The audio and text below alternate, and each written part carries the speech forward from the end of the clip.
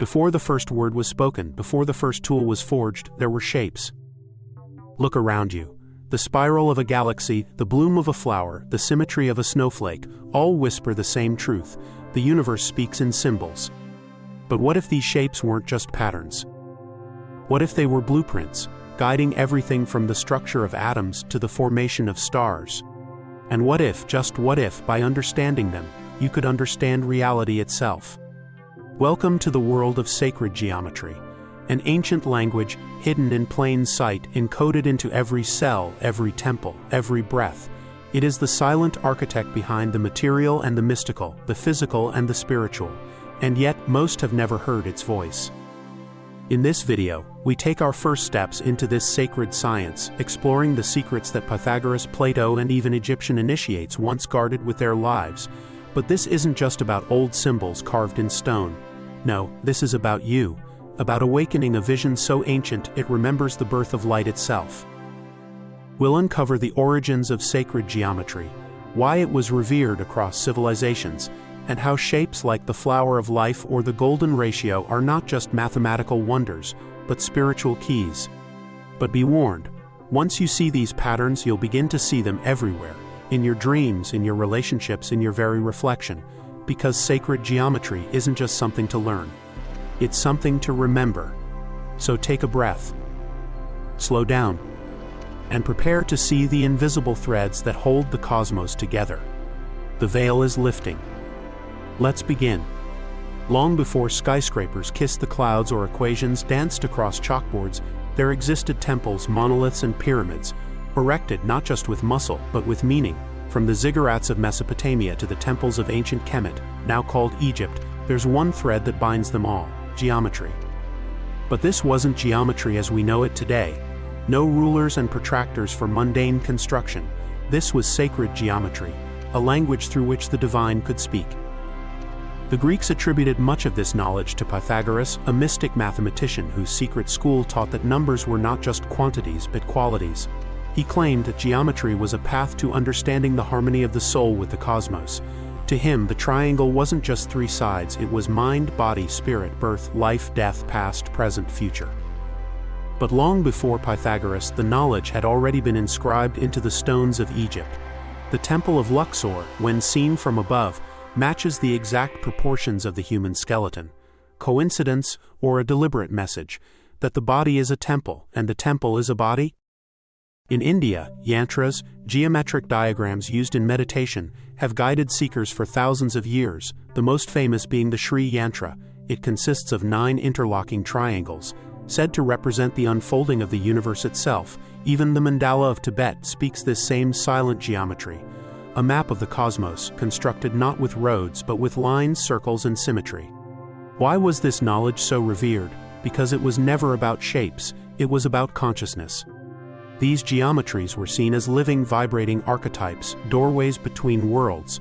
To draw a circle was not just to draw, it was to invoke wholeness, eternity, divinity. And yet, over time, this sacred science began to fade, burned in the libraries of Alexandria, hidden in the symbols of secret societies, dismissed as mere superstition by the rational mind. But sacred geometry has never disappeared. It has only waited. Waited in the proportions of Da Vinci's Vitruvian Man. Waited in the spirals of sunflower seeds. Waited in your very breath, your heartbeat, your DNA. The question isn't whether sacred geometry is real. The question is whether we're ready to remember it. And now that you are here, perhaps you are. To truly grasp sacred geometry, we must begin not with complexity, but with simplicity. Everything starts with a single point. From nothingness, a center emerges. This point is not just a location, it's potential, the seed of creation. Now, draw a second point, connect them, and you have a line. This line, it represents duality, light and dark, masculine and feminine, observer and observed. Introduce a third point, equidistant from the others, and you formed a triangle, the simplest shape that creates structure. This is the birth of stability, the sacred triad present in countless mythologies: Father, Son, and Holy Spirit, Brahma, Vishnu, and Shiva. Already, you're walking the path of the ancients. Add a fourth point and you get a square, a symbol of foundation, matter, and the earthly realm. The triangle is divine fire. The square, earth, tangible, structured. It's no coincidence that temples, homes, and sacred grounds are built upon square foundations.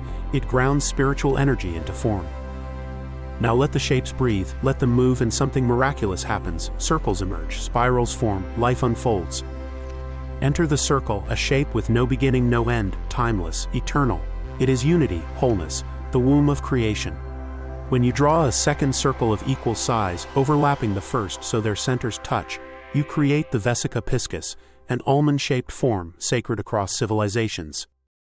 But this isn't just art, it's symbolism at the cellular level. The Vesica Piscis represents the moment of birth, the merging of opposites to create something new. The early stages of embryonic division in the womb follow this exact geometry. From two comes many. Continue this pattern, circle upon circle, and you form the seed of life, a rosette of 7 interlinked spheres. Expand it further and it becomes the flower of life, a pattern found in temples from Egypt to Japan, etched into walls, encoded in light. These are not random drawings, they are cosmic fingerprints. The flower of life contains within it the Platonic solids, 5 three-dimensional shapes that form the building blocks of all matter. The tetrahedron, fire. The cube, earth. The octahedron, air. The icosahedron, water. The dodecahedron, ether. To the untrained eye, they're mere polygons, but to initiates, they're the skeletons of reality. Your body, your breath, the stars, they all align with these forms. Even the golden ratio, 1.618, known to the Greeks as phi, emerges naturally from this geometry. It governs the spiral of galaxies, the curve of a nautilus shell, even the placement of your facial features. This ratio isn't just mathematical, it's aesthetic resonance. When something is shaped by phi, it feels right, as if the universe itself is nodding in approval. And here lies the true secret. Sacred geometry is not man's invention, it is man's rediscovery of nature's perfection. The universe is not chaotic, it is composed. And you are part of that composition. But don't be fooled, this is only the surface. The shapes go deeper, their meanings more layered, their origins perhaps not even of this earth. Are you beginning to see them now? In the clouds, in music, in your heartbeat? Good. If the first steps in sacred geometry awaken the eye, the next phase opens the inner eye, the eye that sees through the illusion, not just at it. Let's return to the flower of life. This intricate pattern, beautiful on its own, conceals within it a far more mysterious structure, the fruit of life. 13 circles hidden within the pattern, when connected by straight lines, form what is known as Metatron's cube. Now pause. This name, Metatron, might ring unfamiliar or perhaps sacred. In mystical Judaic traditions, Metatron is an archangel, said to be the celestial scribe who records all events and maintains the book of life. But his cube, it's more than an object. It's a cosmic engine, containing the Platonic solids and suggesting that reality itself is engineered by intelligent design. Metatron's cube is said to hold the fabric of space, time, and dimension. In ancient mysticism, it served not only as a blueprint for creation, but also as a protective talisman, a gatekeeper between worlds. When meditated upon, some claim it reveals visions, others vibrations that feel like remembering something you never learned. And here lies the paradox. How can something so mathematical be so spiritual? How can form, rigid, precise, express the formless, the divine? The answer lies in vibration.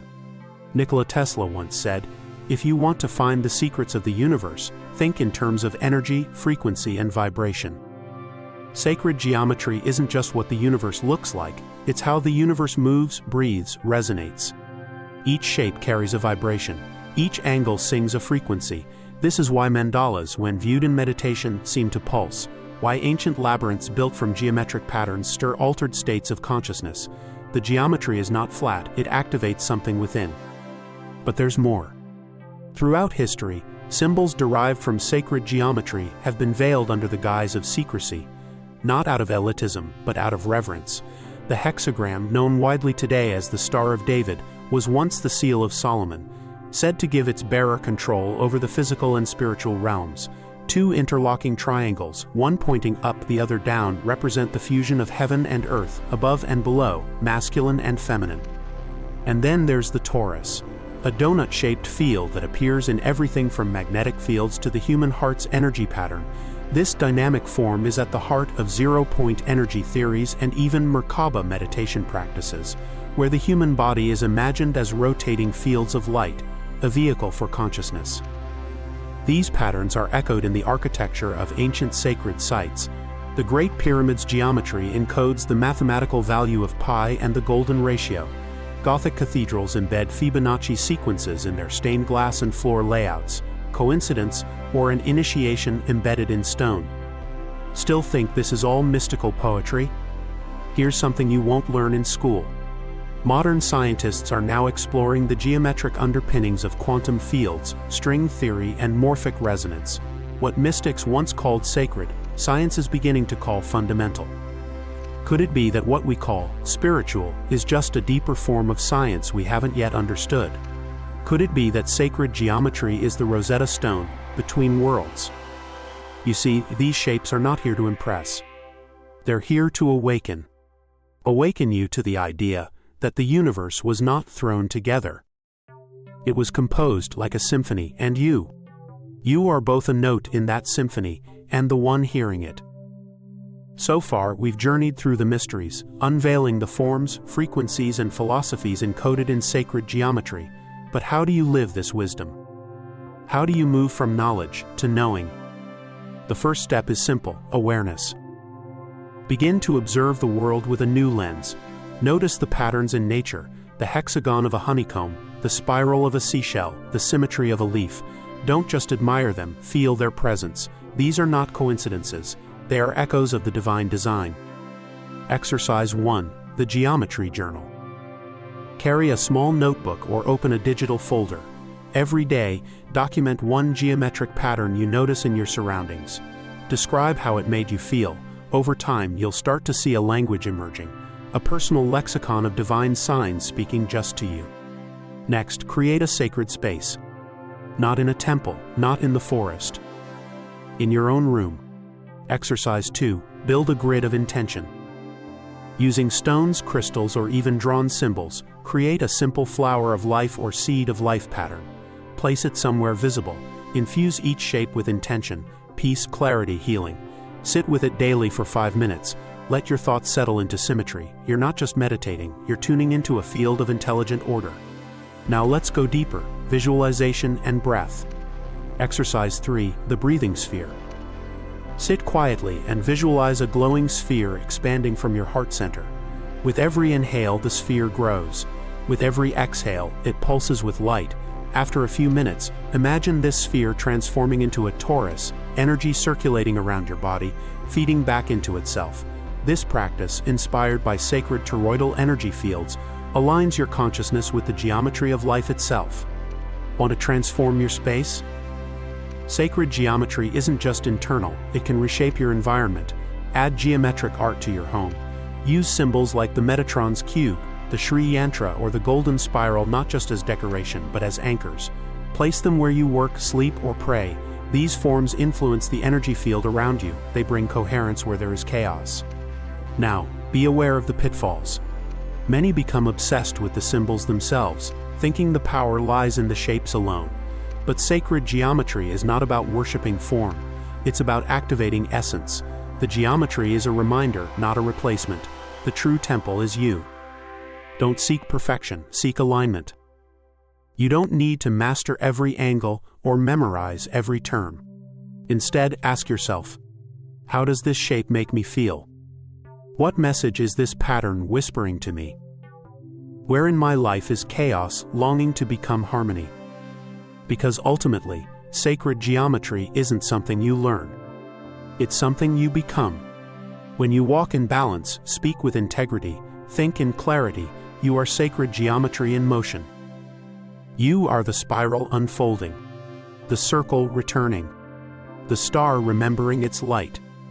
You began this journey with a question, curious about shapes, symbols, and a language forgotten. But now, look closer. You're not just studying sacred geometry.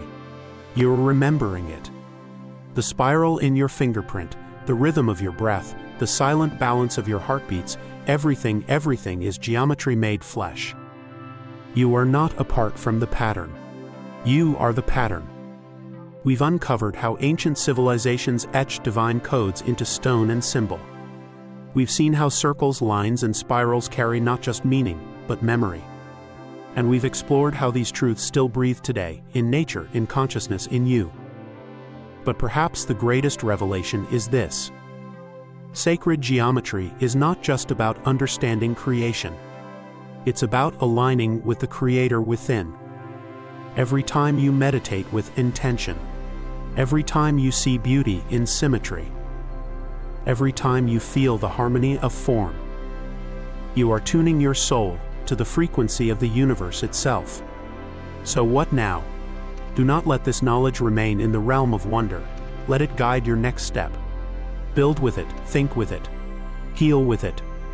Let your thoughts be clear like a triangle, your actions grounded like a square, your love eternal like a circle. And now I leave you with one final question.